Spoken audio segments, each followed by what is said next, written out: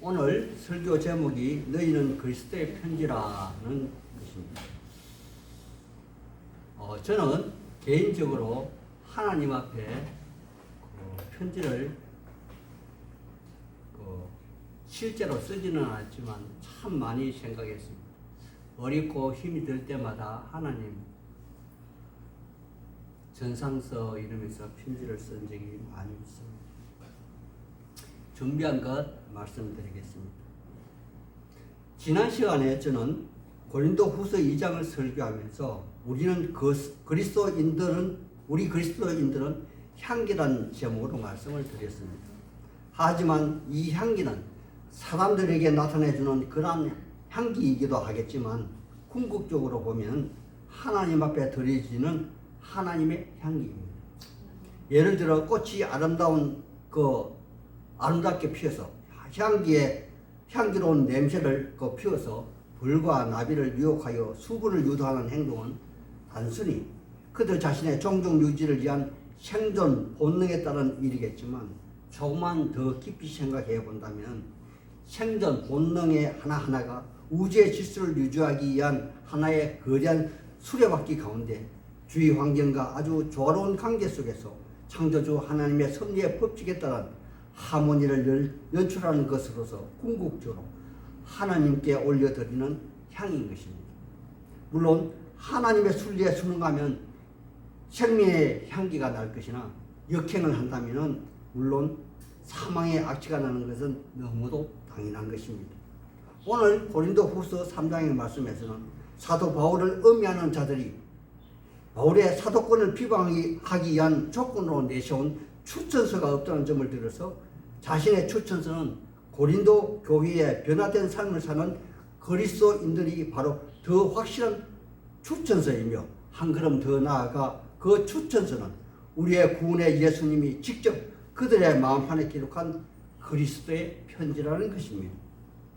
요 하나님의 사람들이요, 보통 우리의 편지는 애절함과 간절함 그리고 진한 사랑의 표현이 묻어 있어 편지를 기록한 사람의 인품이 그대로 드러나는 것이 일반입니다. 그렇다면 여호와 하나님이 각 사람에게 구별되어 살아달라고 그리고 사랑으로 살아달라고 준엄한 삶의 요청이 편지라는 형식으로 나타나는 삶이라면 과연 어떠한 삶을 말하는 것일까요? 그것이 바로 오늘 여기 고린도 후서 3장에 기록된 바울 서신의 행간에 숨어있는 의도가 아니겠습니까?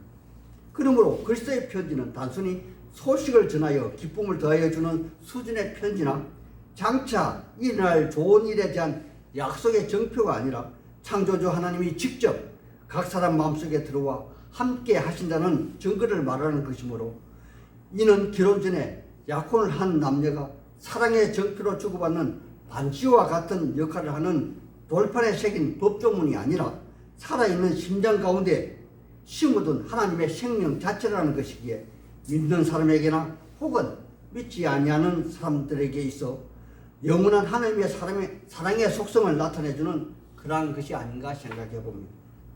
그럼 오늘 본문을 두 단락으로 나누어 하나하나 증명을 한번 해보겠습니다. 첫째 단락은 1절에서 6절의 말씀으로 추천서를 매개로 한 옛 언약과 새 언약의 구별입니다.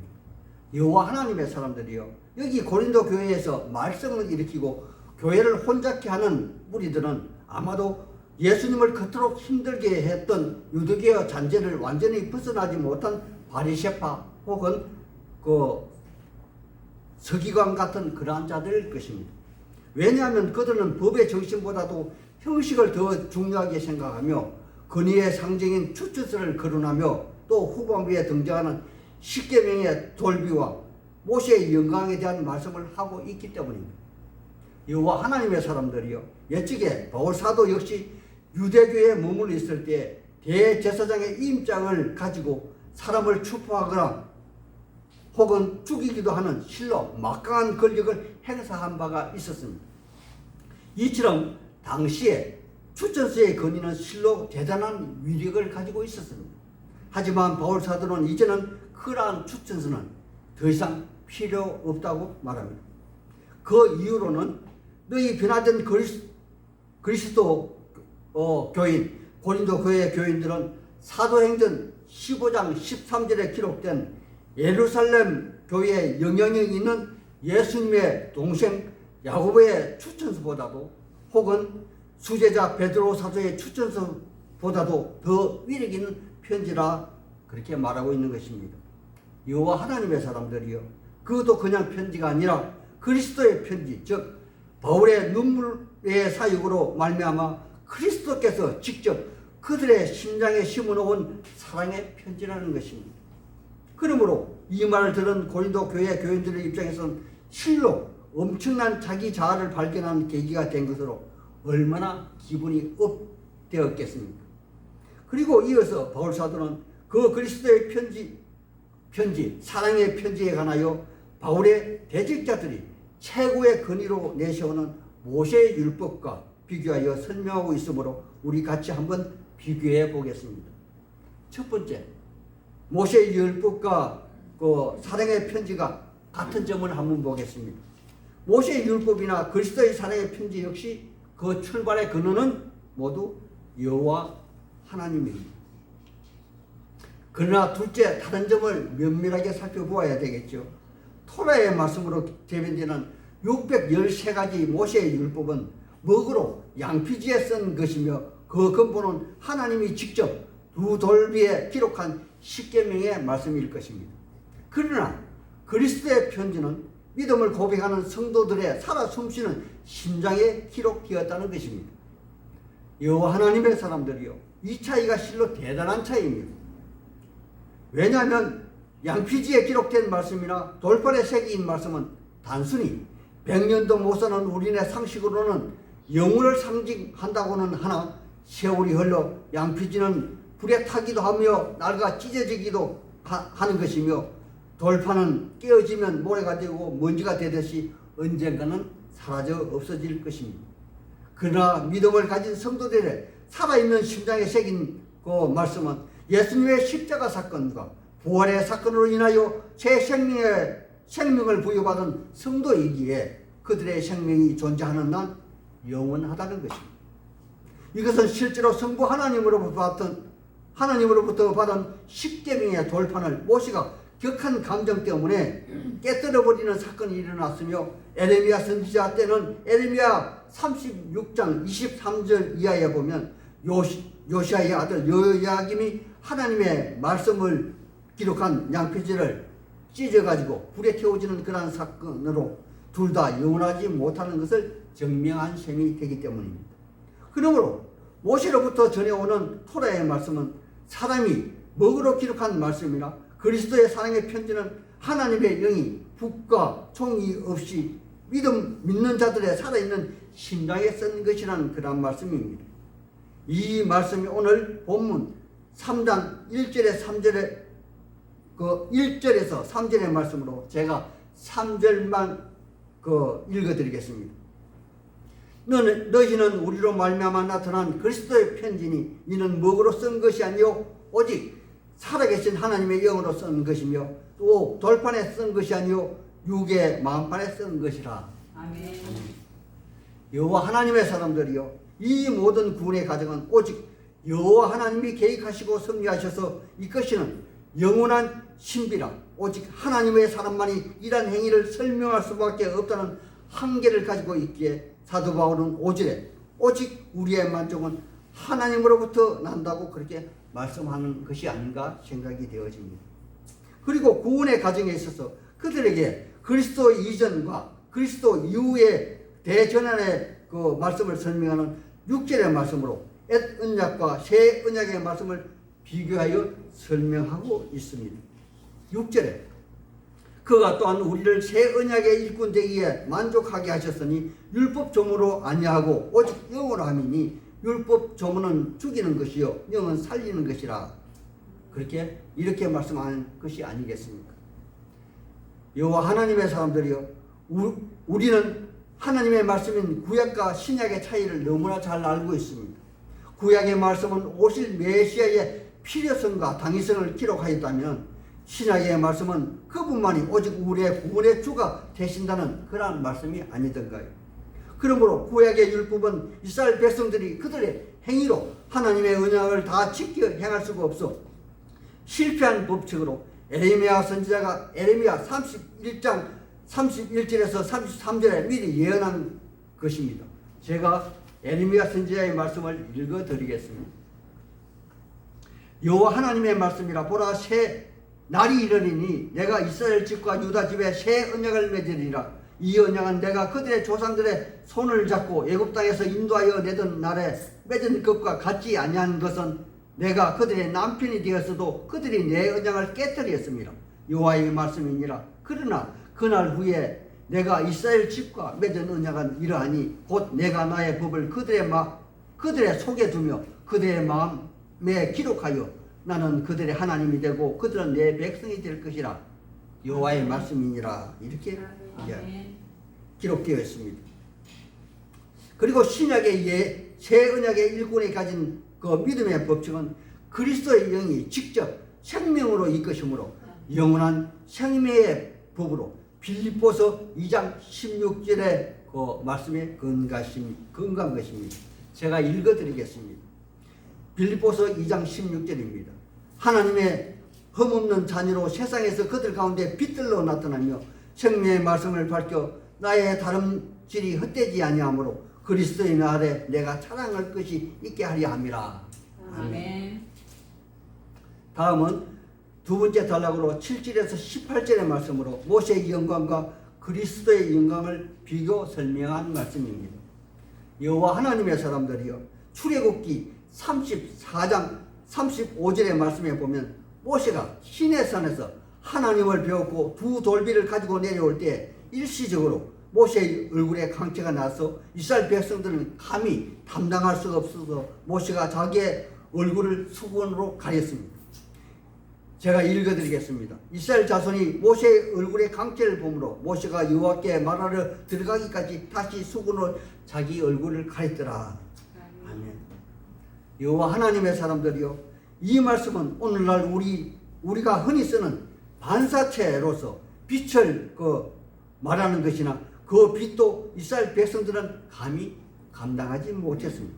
그런데 여기 발광체인 예수 그리스도의 영원한 생명의 직분의 빛은 얼마나 영광이 있겠느냐는 사도 바울의 주장이 7절에서 11절의 말씀인 것입니다. 제가 7절에서 11절의 말씀을 읽어드리겠습니다.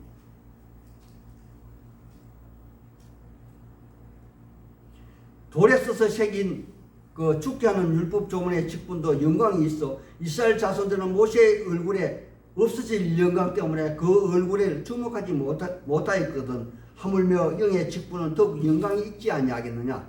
정죄의 직분도 영광이 있은즉 의의 직분은 영광이 더욱 넘치리라.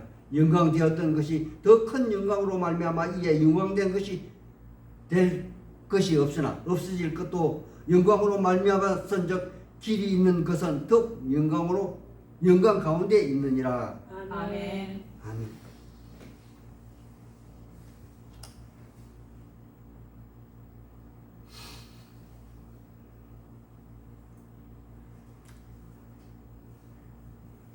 그리고 사도 바울은 한 발 더 나아가 모세의 한계에 대해서 12절에서 16절의 말씀을 하고 있습니다. 여호와 하나님의 사람들이여, 모세는 자기의 한계를 분명히 알았고 또 그 한계를 분명히 하였습니다. 자기에게 주어진 광채는 점차 없어질 것이기에 이스라엘 백성들이 영원하지 못하는 것에 주목하지 못하게 자기의 얼굴을 수건으로 가렸습니다. 하지만 영의 직분을 가지신 메시아 그리스도의 날에는 이러한 수건은 아무 소용이 없을 것입니다. 왜 이겠습니까? 왜냐하면 모형의 직분을 가진 모세의 영광은 일시적입니다. 하지만 메시아 그리스도의 영광의 직분은 영원히 사라지지 아니할 것이기 때문입니다. 여호와 하나님의 사람들이여, 그럼에도 불구하고 여기 고린도 교회 교인 중에는 아직도 그리스도 메시아를 주목하지 못하고 모세의 한계에 머물러 있는 성도가 있음을 안타까워하며 한시가 급하게 모세의 한계를 벗어나 메시아 그리스도의 품으로 돌아오면 잠시 잠깐 머무른 한계를 벗어나 영원한 생명의 빛으로 들어온다는 것을 말씀하고 있습니다. 15절에서 16절의 말씀을 우리 같이 한번 읽어보겠습니다. 15절에서 16절입니다. 시작. 오늘까지 모세의 글을 읽을 때 수군이 그 마음을 덮었도다. 그러나 언제든지 주께로 돌아가면 그 수군이 벗겨지리라. 아멘. 그러므로 오늘의 결론부의 말씀인 17절, 18절입니다. 17절, 18절도 같이 한번 읽어보겠습니다. 시작. 주는 영이시니 주의 영이 계신 곳에는 자유가 있느니라. 우리가 다 수군을 벗은 얼굴로 그를 보는 것 같이 주의 영광을 보며 그와 같은 형상으로 변화하여 영광에서 영광에 이르니 곧 주의 영으로 말미암으니라. 아멘. 여호와 하나님의 사람들이여, 17절의 말씀은 주는 영이시니 하시는 말씀은 옛 언약과 새 언약의 차이점을 말하는 것이므로 그리스도의 빛과 그리스도는 그 빛과 생명의 원천이 되시므로 그분께 돌아오면 사망에서 생명으로 옮겨온다는 것을 말하고 있습니다. 그리고 영이 계신 곳에는 자유함이 있다는 말씀은 마음의 수건은 벗어지고 율법의 지배에서 벗어나 복음 즉 새 언약으로 말미암아 자유가 있으므로 사망의 신분에서 종의 신분에서 벗어나 자유의 자녀가 된다는 것을 의미하는 것입니다. 요한복음 6장 63절에는 이런 말씀이 있습니다. 살리는 것은 영이니 영은 무익하다 하신 말씀이 있습니다. 여호와 하나님의 사람들이여, 우리 이 땅에 우리의 생명을 보호하는 장막의 집은 흙이니 나중에는 흙은 흙으로 돌아가야 합니다.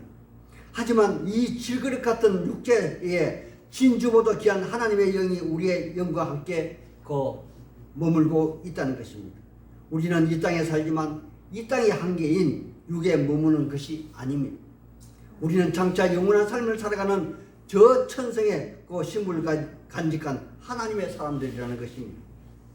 그러므로 우리는 메시아 그리스도 우리 예수님의 공개된 비밀의 편지를 간직한 자로서 이 비밀이 세상 사람의 모두의 비밀로 받아지는 그날까지 하나님의 사랑을 전해야 할 것입니다.